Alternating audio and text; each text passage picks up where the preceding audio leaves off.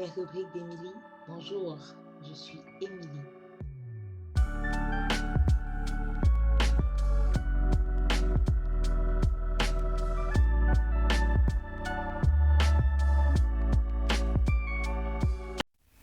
Comment faire pour venir au Canada? Les différentes façons que tu dois savoir.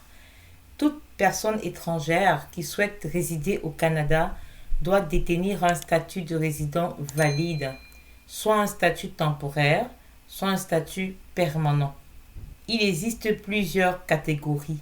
En fait, la demande se fait généralement depuis l'étranger. Il est parfois possible de passer d'une catégorie à une autre une fois que tu seras ici à l'intérieur du Canada. Je suis Émilie et je te dis merci d'avoir choisi cette vidéo. Tu es intéressé à venir au Canada et tu ne sais pas par où tu dois commencer, de quelle façon ou simplement tu ne sais pas vers où te tourner. En fait, tu sais qu'il y a plusieurs programmes. Tu sais qu'il y a plusieurs façons de venir. Et moi, je me suis rendu compte que malgré mes nombreuses vidéos, la question de savoir par où commencer pour se rendre au Canada est toujours celle qui prime. Les personnes me disent toujours, quand je vais venir, est-ce que j'aurai les papiers? Comment on fait pour avoir les papiers? En fait, ce que tu dois savoir, c'est que ici au Canada, tout le monde a les papiers. Tout le monde a le statut. C'est vraiment une question importante. Tu ne peux pas rentrer au Canada si tu n'as pas de statut. Donc, comme je te disais plus haut, il est important que tu fasses la différence entre une procédure d'immigration et le statut que tu auras une fois sur le territoire canadien. Je vais continuer en te demandant de m'encourager en regardant la vidéo jusqu'à la fin. Mets le petit pouce positif si tu aimes le contenu. Merci de t'abonner et d'activer la cloche de notification afin de ne rien rater des vidéos concernant les procédures d'immigration des rubriques d'Émilie. Alors, je pense que là, je ne t'apprends rien. Le Canada est un pays de l'Amérique du Nord. Il est constitué de 10 provinces et de 3 territoires. Il est le deuxième pays le plus grand du monde. L'immigration au Canada représente l'une des immigrations les plus fortes dans le monde. Et lorsque je me suis renseignée, je me rends compte que c'est en effet la deuxième destination d'immigration au monde en valeur absolue derrière les États-Unis. Ici, les immigrants qui viennent au Canada sont en général sélectionnés en fonction de leur capacité à contribuer à l'économie du Canada. Naturellement, le plan d'immigration du gouvernement prévoit également des places pour permettre la réunification des familles et à aider les personnes les plus vulnérables dans le monde. Ceci étant dit, il faut que tu saches qu'il existe 2 types de statuts. Le statut de résident temporaire et le statut de résident permanent. Au-delà de ces 2 statuts, tu as le choix. Tu peux décider, si tu es résident temporaire, de devenir résident permanent, ensuite de devenir citoyen canadien. Ça, c'est vraiment au choix de ce que tu as fait comme plan pour ton installation dans ce pays. Qu'est-ce qu'un résident temporaire? Un résident temporaire, c'est un étranger, en fait, qui est légalement autorisé à entrer au Canada à des fins temporaires. Un étranger a le statut de résident temporaire lorsqu'on estime qu'il a rempli les exigences de la loi pour entrer ou pour séjourner au Canada à titre de visiteur, d'étudiant, de travailleur ou de titulaire d'un permis de séjour temporaire. Seuls les étrangers se trouvant effectivement au Canada, c'est-à-dire c'est quand tu es déjà dans le pays que tu détiens un statut de résident temporaire. Si tu es dans un pays, par exemple, où il est tenu d'obtenir un visa pour te présenter au Canada, c'est-à-dire il y a des pays dans le monde comme la France, par exemple, qui n'ont pas besoin de visa pour venir au Canada. Ils ont besoin d'un AVE pour entrer dans le pays. Donc les étrangers tenus d'obtenir un visa doivent présenter une demande de visa de résident temporaire pour se rendre au Canada. À ton arrivée au Canada, tu dois te présenter à l'Agence des services frontaliers du Canada. Cette agence-là, en abrégé, c'est ASFC, pour devenir résident temporaire. qui détient le visa exigé par la réglementation sur l'immigration et la protection des réfugiés et qu'il quittera le Canada à la fin de la période de son séjour autorisé. C'est juste l'étranger ici, avant de venir au Canada, malgré que le Canada soit un pays d'accueil d'immigrants et tout ça, un étranger doit toujours convaincre un agent d'immigration, un agent des services frontaliers, qu'il a la capacité et la volonté de quitter le Canada à la fin de son séjour autorisé. C'est-à-dire que les résidents temporaires, lorsqu'ils sont à l'extérieur, doivent faire ça. Lorsqu'ils font leur procédure, ils doivent le faire. Mais lorsqu'ils sont à l'intérieur du Canada, les résidents temporaires peuvent demander de modifier ou de prolonger leur statut au Canada sous certaines conditions.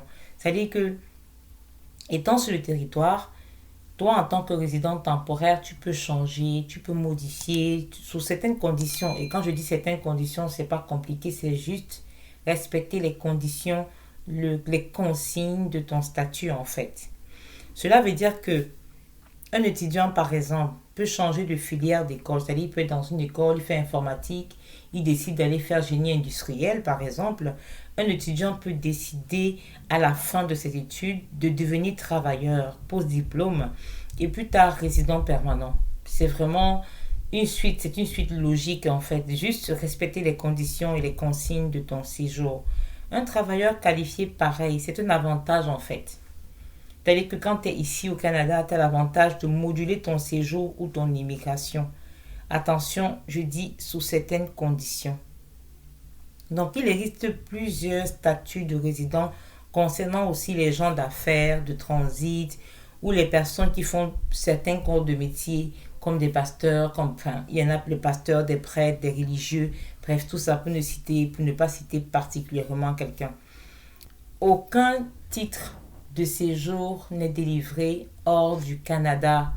Donc tous les séjours sont vraiment délivrés ici à la frontière canadienne. Qu'est-ce qu'un résident permanent? Un résident permanent est une personne qui a obtenu le statut de résident permanent en immigrant au Canada, mais qui n'est pas encore citoyen canadien. C'est-à-dire que les résidents permanents sont des citoyens de d'autres pays.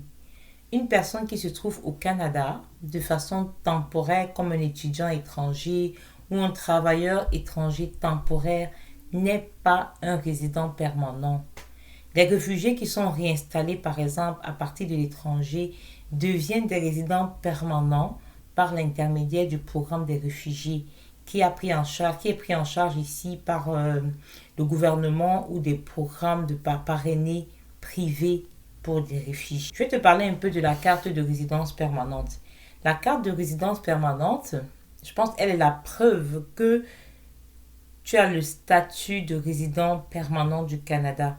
Si tu quittes le Canada, par exemple, tu auras besoin de ta carte de résidence permanente et de ton passeport de ton pays pour rentrer au Canada par un moyen de transport que tu auras choisi, l'avion, le bateau, le train, l'autocar, c'est vraiment à ton choix. Donc, je vais mettre un petit point. Ça ne veut pas dire que quand on est résident temporaire, on ne peut pas sortir du pays. Parce que comme je dis et j'explique toujours, être au Canada, ça ne veut pas dire... Tout le monde a ses papiers au Canada. Même si tu es demandeur d'asile, tu as un papier, un titre au Canada. Ça ne t'empêche pas de sortir du pays. Donc, un résident temporaire, étudiant, travailleur temporaire, vous pouvez rentrer dans votre pays, vous promener. C'est vraiment au choix. Il est important aussi de savoir qu'un résident temporaire, un résident permanent est quelqu'un qui a tous les droits. Il a sa carte d'assurance maladie, il circule normalement dans le pays, on ne te demande pas tes papiers en route. C'est vraiment important de savoir ça parce que c'est des questions qui me reviennent tout le temps. Non, c'est vraiment important. Donc, par exemple, un résident permanent, il ne peut pas voter. Il ne peut pas se présenter à une élection. Il ne peut pas occuper un emploi qui requiert une autorisation de sécurité de haut niveau. C'est du moins les 3 petites restrictions qu'un résident permanent ne peut pas faire. Le reste, exactement comme un citoyen canadien. Et puis en plus, tu peux être résident permanent et décider de renoncer à cela, rentrer dans ton pays. C'est juste faire une demande. Je pense que je t'ai expliqué clairement ce que c'est qu'un résident permanent et ce que c'est qu'un résident temporaire. Tu as compris. Donc tu peux entrer au Canada en réalité en demandant à être un visiteur, un travailleur, un étudiant, un immigrant, un demandeur d'asile, un réfugié, aide humanitaire, aide familiaux, regroupements familiaux, c'est-à-dire pour ne citer que cela. Ceci étant dit, tu constates que moi, je ne t'ai parlé d'aucun programme. Je ne t'ai pas parlé de programme du tout. Ce qui veut dire qu'il existe plusieurs programmes et motifs pour avoir le statut de visiteur, par exemple. Pour le statut de travailleur, c'est pareil. Tous les autres statuts, c'est vraiment pareil. Il y a plusieurs programmes. Si tu optes, par exemple, pour l'immigration du Canada, il faut que tu saches que tu entres dans une catégorie, dans les catégories suivantes. Tu peux faire les programmes de travailleurs qualifiés et professionnels, les gens d'affaires, les travailleurs autonomes, regroupement familial, candidats des provinces. Donc, en tant que travailleur seulement, je pense que tu as une cinquantaine de programmes qui s'offrent à toi. C'est très important de mettre la différence. Oui, il faut ici que tu saches que comment expliquer ça? Dans chaque province, le Canada a 10 provinces et 3 territoires. C'est-à-dire chaque province a son gouvernement et chaque gouvernement a ses programmes d'immigration. Donc si tu veux rentrer par exemple dans la province du Manitoba, dans la province du Québec, dans la province de la Colombie-Britannique, chaque province a son histoire. Il y a environ 80 programmes d'immigration canadienne. J'espère en fait d'avoir édifié sur la question des statuts et des différentes façons d'entrer au Canada. Je te mets tous les liens dans ma description, celui du gouvernement du Canada en particulier. Et puis, je t'invite à m'encourager. Mets le pouce positif si tu aimes le contenu. Merci de t'abonner et d'activer la cloche de notification afin de ne rien rater de mes vidéos concernant les procédures d'immigration canadienne. Je te demande de garder le sourire et je te dis à bientôt.